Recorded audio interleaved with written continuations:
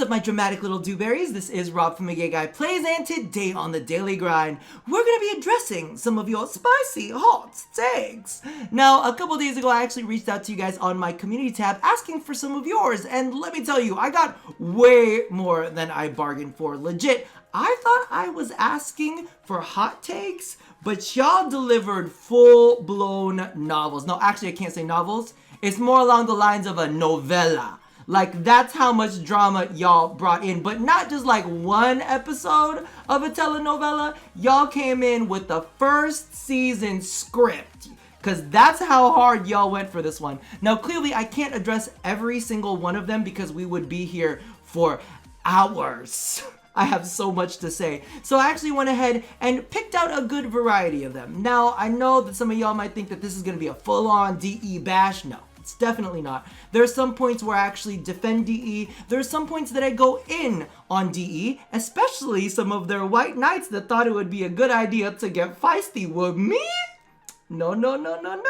And we actually ended on a very interesting note. Something that I had never thought about before, but a couple of you guys actually brought up, and I was like, very thought-provoking. Okay. But you're probably wondering why I have this image of Atlas up here. And it's because our first hot take comes from a very disappointed red engineer. And he says, or she, or they, whatever, let's do this. Your Atlas Prime looks like Toa Takanuva. And I was like, what are you talking about? So I went ahead up and pulled an image, and I was like, oh shit, he kind of does. Why you gotta read me like that? I didn't even think about it as like a Bionicle. I was like, no. And then the more I looked at it, I was like, in the right light, kinda yeah. Like, minus the swords, I see it. Let me know in the comments below if you agree with this disappointed red engineer, because that read was highly accurate and kind of makes me a little bit bitter. Let's go ahead and toss some gameplay up on the screen real quick as we jump in to the rest of these hot takes. So we start off with M-Head 1. Time crafting is a complete joke.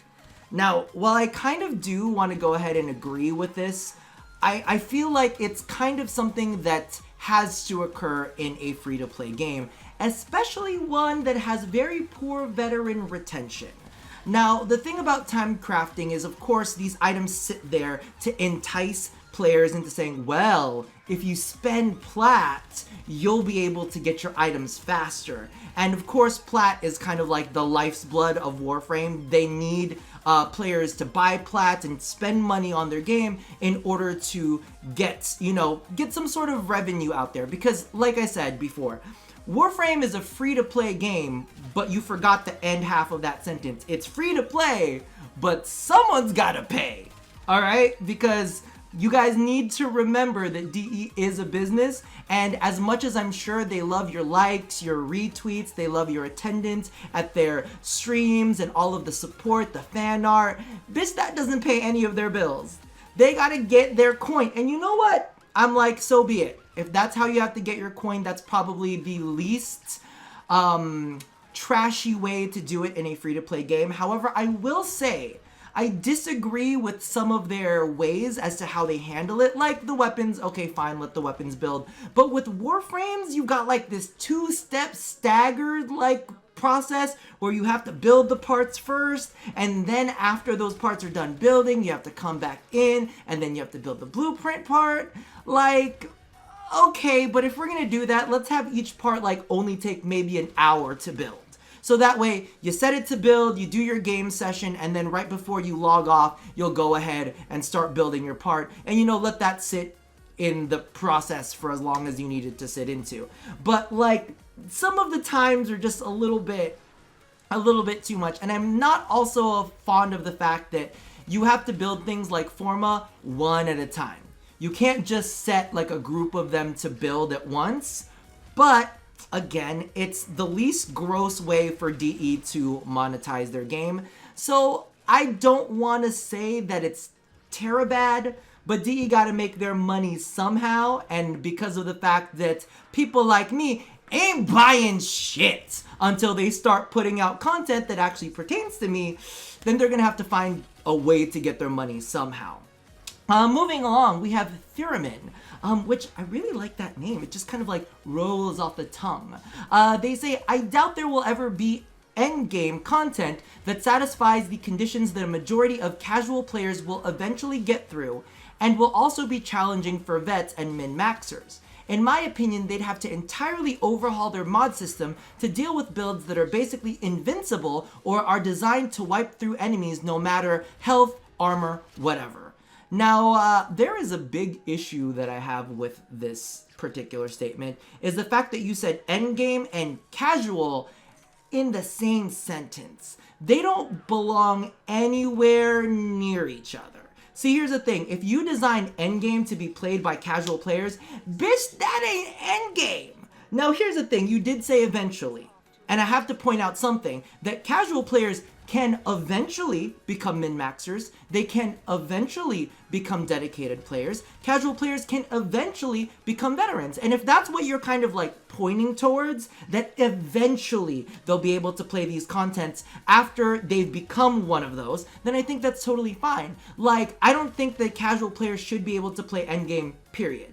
Okay? Maybe if they've got a team that carries them because they got really good friends that have been playing the game for a while. But of course, that's on the backs of veterans that want to carry them or dedicated players that want to carry them. I think the big priority here is ensuring that the content is rewarding enough, whether it's in the experience or whether it's through rewards. Actually, both. It should be both. It should be through the experience and the rewards. That a majority of veteran, dedicated, and min-max players should be able to get through. Like, it should be at least 75% of those players, that specific player base, not the casual player base, but those high-end players should be able to make it through that content, and make it through that content continuously. Because here's the thing, you don't have to create a bunch of different game modes. You have to create one that is rewarding enough that players will consistently play it over and over and over again, right? Because like survival is a good game mode. People play that repeatedly.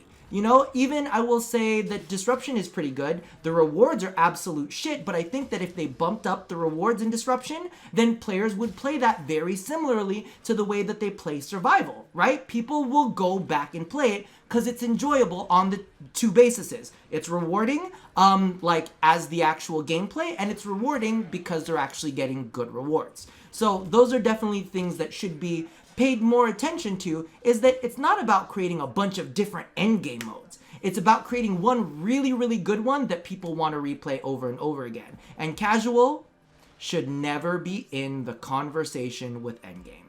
Not even remotely. It's like, I was going to say it's like oil and water, but sometimes you can emulsify them to make the mix. I don't even want them anywhere near each other. It's like Nicki Minaj and Cardi B. Get them separated, keep them separated. Moving along, we have Imminent. Imminent? Listen, I always see your name in the comment section, and legitimately, I pronounce it differently every single time. But this is actually paired up with another comment, because I think that these two comments together paint a really interesting picture. Memphis Morningstar is the second half of this. So let's take a look at Imminent's comment. DER terrified, and I want to underline terrified, to mess with the core stat systems at this point because they are not sure if they will horribly break the entire game engine in the process. Thus, they focus on the new player experience while counting down to the point where the now yearly content launches lose more existing players than they are able to gain from all of the one and done yearly content launches. Unless they take that leap, Warframe will never be more than a no-brain shooter with masses of power creep, difficulty through immunities, auras, bullshit effects, and trivial enemies with brainwashed AI that can't pivot on the spot faster than a player can spin the mouse. This is really, really interesting, and there's something that I definitely want to address with this, but I'm going to read the second comment, and I'm going to let y'all simmer. Memphis Morningstar says, I think the purpose behind a lot of nerfs and adjustments to so many Warframes and weapons is due to DE being scared, gonna underline scared, of how strong the player can get, but in reality they should embrace it. Make harder enemies and bosses who have a large HP pool and can do devastating amounts of damage. but it's likely they're either too scared or don't know how to make a boss like that and keep it interesting. This can also be an arguable point for awards and why so many of them suck as of late.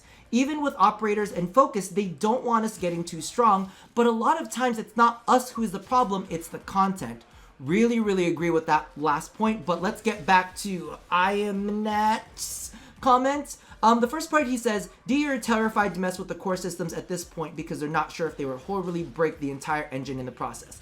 This one I don't really agree with. I don't think that they're worried about breaking the entire game engine. I mean, they're fine completely redoing Melee. So we've got Melee 1, 2, and 3.0 now. We've got Parkour 2.0. They really went ahead and did Focus 2.0, right? And kind of in turn, they're redoing Melee weapon mods. So it kind of fits along those lines as almost like Melee Weapon Mod 2.0 as well. So part of me is like, I don't really think that they're worried about messing with their systems. However, I will say that I think that they found an easier way to make their money when you say they focus on the new player. But let's go ahead and address that a little bit later. So moving on to Memphis's Morningstar content, when they talk about the power levels of Warframes and the fact that DE kind of, they feel like DE is nerfing everything to keep us at a level so that there are difficult things for us. And that part I'm totally on board with. One of the things that I have issues with is I thought the original thought process was to buff everything up to the most powerful Warframe, right? And we do more often than not see a lot of nerfs to bring everything down. But I will kind of put out an argument there. I think it is for a balance reason because they want to keep everything balanced. They don't want one Warframe to become more prevalent than the other. Again, I don't necessarily think it's that they're scared. I don't think that they're scared at all. They're definitely all about taking risks, but we'll get to that in a second. I think that they want the usage to be a little bit more evened out. And I don't think that there's anything wrong with buffing everything up to the most powerful Warframe. Like we've said, and kind of like you touched in your comment, we do need more difficult content. Because everybody runs around and says power creep, power creep, power creep, power creep. And that is the word that triggers me the most, because I'm going to say this over and over and over again. Power creep isn't an issue if you make more difficult content. Just like you stated, it's not about, oh, well, now they're making more powerful weapons and certain things are getting buffed too much. I don't think that's an issue if you made more difficult enemies. Because when you give us more powerful things, it's usually to match up against more powerful enemies. So that's the issue. Do you intend to give us more powerful enemies? I don't know. I sure do hope so. But at the end of the day, I don't think that DE is really afraid. Like I was saying for both of these comments, that's kind of like a narrative that goes through. But what I'm going to say is I feel like DE has found easier success. Because one of the things that I always feel I need to point out is that while Warframe is free to play, y'all are missing the other half of that sentence. Warframe is free to play, but someone's got to pay. Someone has to shell out some money. And like I was saying from the previous comment, they got to milk those new players because they have a poor retention rate. A piss poor retention rate of their veteran players. Like, what it basically boils down to is DE is like, okay, let's focus on the new player experience because new players is where we're winning, right? That's where they're winning. They can sell, like, stupid ass things like the guitar and Roombas to new players. Oh my god, look at this funny meme, blah, blah, blah. It's only funny for a little while. You know what I mean? Oh, it's cute. And then like a week later, we're like, that's dumb. But a new player, it's shiny and new. So they're like, oh, we gotta buy all these Roombas and send them to like YouTube content creators. It's so funny, it's a meme. I'm like, oh, not really.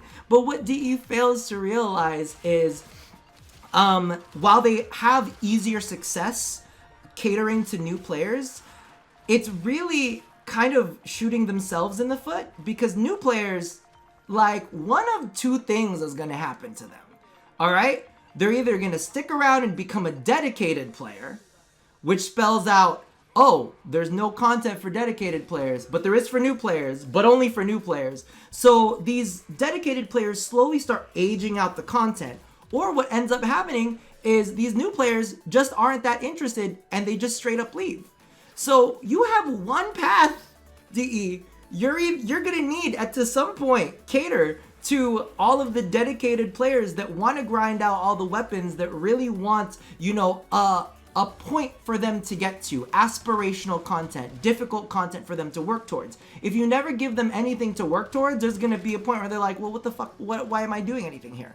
Why am I even bothering whatsoever? So they're gonna end up losing them too.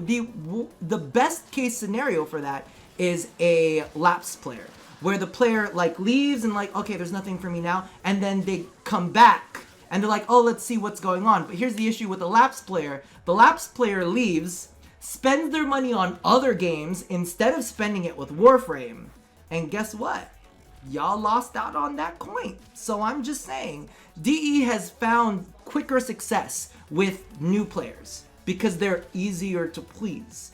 But at the end of the day, it's just really gonna shoot them in the foot. So hopefully DE does focus on more difficult content. Hopefully they embrace some buffs for certain Warframes and also give us some enemies to fight with those buffs. And kind of keeps us locked in so that we'll spend our coin with them. Because I ain't buying shit till I start seeing some content made for me. All right, now these next two ones. Oh, poor babies. They really, the White Knights went hard on this one. And let me tell you, I'm about to dissect you. I'm not going to yell at you. I'm going to break down your argument and show you why it's absolutely brainless. Like sometimes when I read these White Knight comments, it's very rinse and repeat. And I think that maybe to someone who's never heard this before and hasn't really thought about it, oh, that sounds like a good point. But I think to anybody who, number one, has had the time like me to experience a lot of these comments, a lot of these exact same copy and paste comments, that you can pretty much slice and dice them up and say, this is where you went wrong. Now I've actually left the names off of these mainly because of the fact that I don't really want to drag them too much. But let's go ahead and get started with this first one. My hot take: content takes time. The content drought is a content creator's excuse for not having good ideas. Everyone else is just jumping on the YouTube hate bandwagon because they are impatient and believe that the world revolves around them. Now, 24 people liked this comment. And if you're one of those 24 people, I want you to listen very, very closely. Straight out the gate, I know you're not talking to me. I put out, how many videos? 5, 6 videos this week so far. I did have to take a mental health day during one of those days, but I put out content consistently. So I'm definitely creative. So this is definitely not pertaining to me, right? Just clarifying that, because unlike other content creators out there, I do a lot of variety. I do discussion videos. I do reaction videos. I do fashion videos. I do build videos. There's a lot of videos. Hell, I even have a video where I talk to y'all about farming and recommend different streaming services and the series that they have on them. That's how creative I am as a motherfucker, okay? So I know that this is not addressing me. Now, one of the things I will say is, admittedly, there are some content creators out there that don't know what to do when there's no content out. And they can't put the pieces together to find something interesting and different to bring their player base in. So maybe that's who you're addressing. But one of the things that I do have to put out there is, or you say, oh, let me continue on.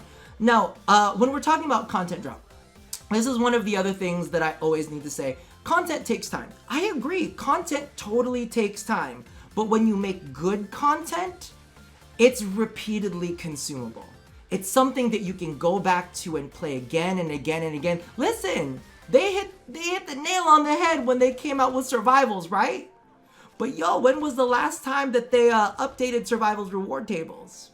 Just saying. And they almost had something good with Disruption, But unfortunately, disruption wasn't well thought out because we all saw that echoes of Umbra bullshit that was happening, right? So I'm not gonna count that as good content because they haven't released good content in a while. And that's the issue. It's like you're telling me, content takes time. Yes, content does take time. That's like telling me, you gotta wait for dinner to cook. I'm cool. I will wait for some dinner to cook, baby. Listen, give me some. I'm hungry, but I'll wait. I know you're putting some magic in there, and then they come out and they bring you a plate, and it's burnt, it's crusty, all of the spices are wrong, and you're like, you want me to eat this, though? So for me, it's not a content drought, it's a drought of good content. So let's clarify that as well. And moving along, the last thing that I want to put out there is everyone else is just jumping on the YouTube hate bandwagon because they are impatient and believe the world revolves around them. YouTube hate bandwagon? I personally think it sounds like you're making a blanket statement that states that anybody with an issue is wrong. And here's the problem with that. While there are some people that have issues that are maybe a little bit flighty, their arguments for them are a little bit thin, there is an argument that DE has not been putting out solid content. There are good arguments out there that state that DE is not doing great. So when you say it's a hate bandwagon, you're bundling everybody up together and saying that anyone that is negative has no point. And that's the issue. Some of them are being dramatic for no reason. Some of them actually have solid grounds for their arguments. So don't put us all in the same camp because legitimately, I could argue circles around you and tell you exactly what's wrong with this game. And it's not about a hate bandwagon, it's about having common sense. And lastly, I want to ask you why you left this comment. Because, and to anybody who liked this comment, the 24 people, I'm talking to you right now. Why you thumbs this up. But is it just because you're okay with the game? And that you think that since you're okay, that everybody else should be okay? Because right now, that sounds like you believe the world revolves around you and your opinion. Because here's the thing, just because you're having a good time, it doesn't mean that everybody else is having a good time, right? So you should respect the people who aren't having a good time and stating their statements clearly and as constructive criticism, aka they're giving the issue and they're giving a potential solution. So for those of us here that are holding it down with reason and good thought processes, you sound like you're a little self-centered because you're okay with all the bullshit that's going down. Maybe next time, don't leave me such a stupid message. Let's move along to the next White Knight quote, baby. Here it goes. The consistent bitching and shrieking of the people who demand content only to receive it, play it for a couple of days, and claim there's a content drought, and DE never listens are the Karens of the player base. Also, people who constantly demand an endgame as if it were something easy to make and implement need to shut up before DE just tells them all to get fucked and stop working on Warframe. Now, 19 people thumbs this up. You 19 people out there, I want you down in the comment section. Maybe I can go ahead and make a video about what's going on in your brains. So let's address what's going on here because there's some issues. First and foremost, when you say constant bitching and shrieking, is that your attempt to dehumanize us as if we don't have good points? I'm just saying, that's kind of piss poor right there because it's not constant bitching and shrieking. It's actually arguments with a lot of reason. But if you want to make it sound like we're just complaining because you can't process what we're saying, that's more of a you issue than a me issue. Now, when you say receive content and we don't continue playing it, that could be for a lot of different reasons, right? Maybe that content is very one and done content. Once you're done, it's fine. And here's the thing, it may also be unfulfilling content. So we might play it once and it's not great. You know what I mean? If you go to a restaurant and you get food and you're like, oh, it's okay. Do you want me to order the it's okay dish again? I don't think so. But if we look at Kuva Disruption, right? I think that's a perfect chat portion where it's a more difficult game mode, but we get less kuva than the standard mission, and we don't get relics. And also, on top of all of that, we also don't get boosters. So where does that kind of fit in? It's like you're telling me to go back to this restaurant over and over and over again and order a meal that is not good. I'm not gonna do it. I'm gonna play the best meal that we have in Warframe, because that's the rewarding meal and, you know, is a little bit more fun and enjoyable, right? So why are you blaming us who play this content, but it's not good? So is it our fault that it's bad content? Again, not all content is good content. You can't tell me to go eat the dog food and say, well, it's food, isn't it? It's not the same thing. Oh my god. And then, let's go ahead and talk about the whole Endgame isn't easy. It's something just to implement. No. Honey. Endgame might not be easy, but Warframe's been at it for 7 years. So you telling me that in 7 years, DE could not come up with some sort of endgame content? You cutting them a whole lot of slack. In fact, you might as well just give them the entire men's warehouse of slacks. That's 7 years. Let's talk about Destiny. They got endgame. And let me put it out to you. Every single DLC they put out, they have endgame, right? So Destiny 1, who fucked everybody over by making a Destiny 2. I'm gonna say it right now. In my heart, I can feel it for the Destiny players out there, the betrayal where you had to start from scratch in Destiny 2 on the few planets they had. But guess what? Their player base motherfucking came back because there was endgame, because they gave them a focus on that. Guess what's happening with Warframe? We have like a 2% retention rate. I'm just saying. In 7 years, endgame could have happened. So, you know, you over there with your men's warehouse amount of slacks might need to pipe down just a little bit, okay? And the last little bit that I just need, listen, I'm gonna step on your little avocado head right now. I'm gonna need to wash you clear of all of the Kool-Aid, my little Warframe cult baby. What is this about? We need to shut up before DE just tells them all to get fucked and stop working on Warframe? Honey, Warframe is their paycheck. What the fuck are you talking about? You think that they're just going up and walk away from their paycheck? I'm done. I'm not making Warframe anymore. I'm too emotionally damaged. I can't handle this. I'm kidding. Maybe there might be 1 or 2 people who really can't take it. But legitimately, this is a business. This is a business, honey.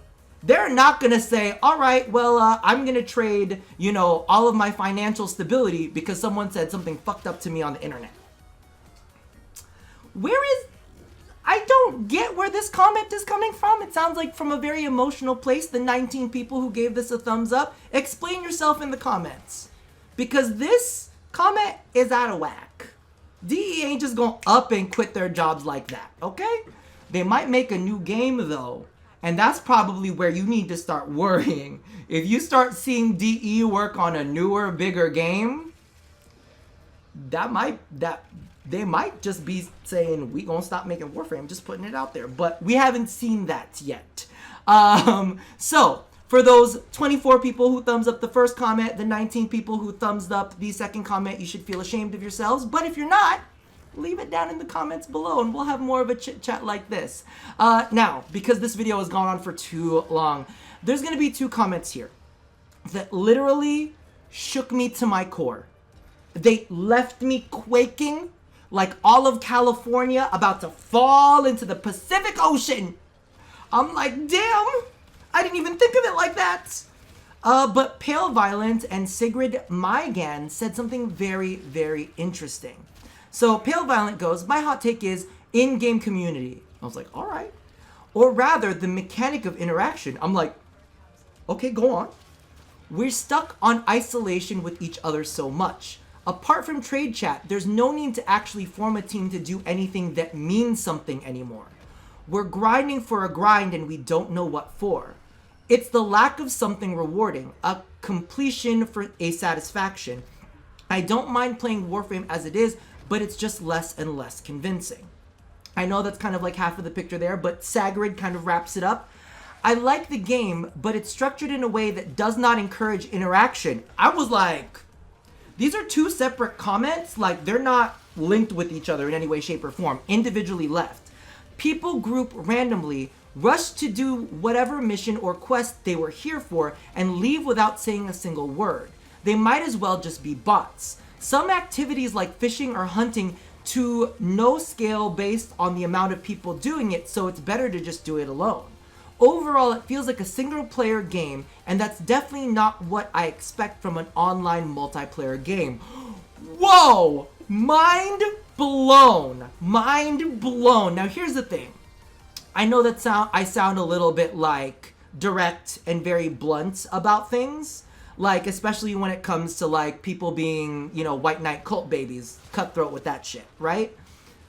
But I'm very open to conversation that is smart, that is based in thoughts, and this absolutely blew my mind. In fact, at this point in time, I don't know how I feel about these comments.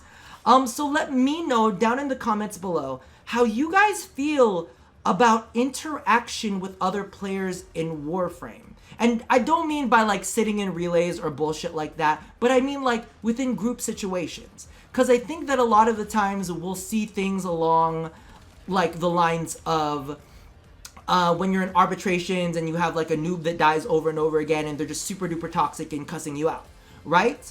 Or when somebody's at extraction, they're waiting for you and they're like, what's taking you so long? Right? I don't feel like a lot of the interaction is that fantastic. I personally also don't go into region chat. I don't know how many of you guys go into region chat or anything like that. I am pretty much just in trade chat the whole time. So I don't know how the rest of you guys feel about interaction in Warframe. Are these two opinions just kind of like isolated opinions? Do you guys have a better jive with it? Maybe you're more like inclined to stick with your clan. Like, let me know how you feel about social interaction in Warframe when it comes to actual gameplay and missions. Because I don't buy this, I'm gonna sit in the dojo all day and play my little guitar. I don't do that. Don't care about it. Not interested. So toss that in the comments below.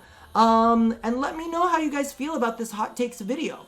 Was it interesting? Would you guys want to see more of these? Do you have any of your own particular hot takes?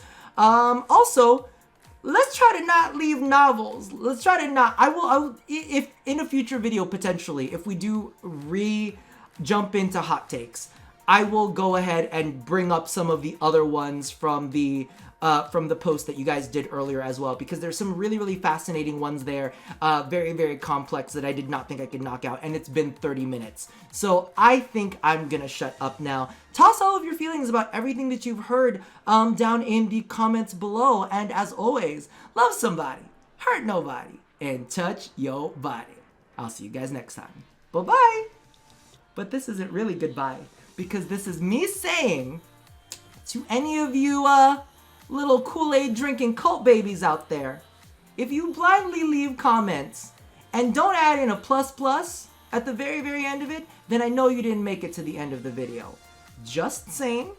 In addition to that, I haven't done a glyph code giveaway in one of my videos in quite some time. So what I'm actually gonna do is I'm gonna go ahead and leave some glyph codes in the Warframe documentary video that I did, my reaction one. I'm gonna go ahead and leave some in the description box at the very, very bottom of the description box. We'll have some for a bunch of different platforms, so make sure y'all go and jump in there. Thank you for watching the entire video, but if you a little white knight and you didn't add that plus, you might just be seeing your comment go bye-bye. I'll see you guys next time.